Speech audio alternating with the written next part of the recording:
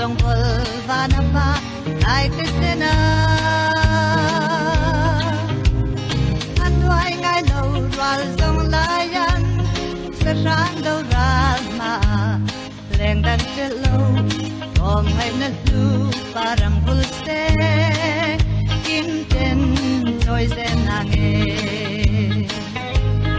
lung ral te no leng te ila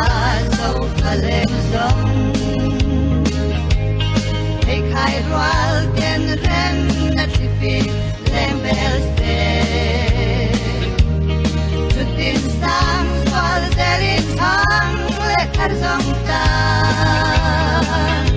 kan tim kan lo akim nge yang keika yan na mizo raman ibulung mol runan kalfung angai nemo kaltung runan tua tingkam laya doke zual kau tan lai bal rol sursa noyanan doi below hang thar leng ten chom lai relin pi punun lui nun moi yang na ngai ge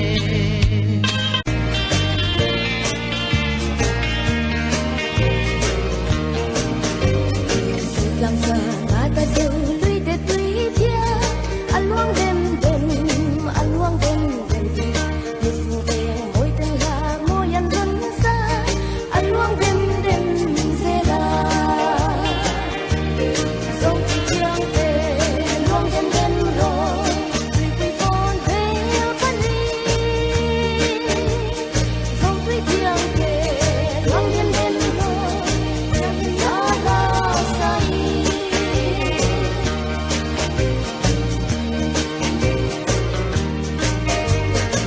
luang ze lin na lo zong zol ze la ri her her rin a luang ze la akal ma piang a mel so ma the chi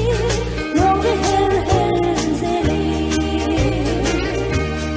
zai ti piang te luang dem dem ro ri pui pom ve pa ni zai ti piang te luang dem dem ro piang min la la sa i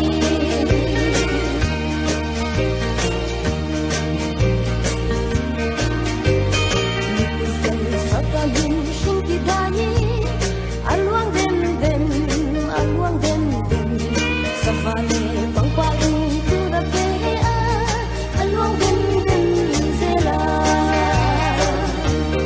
zo ti tiang te alwang dem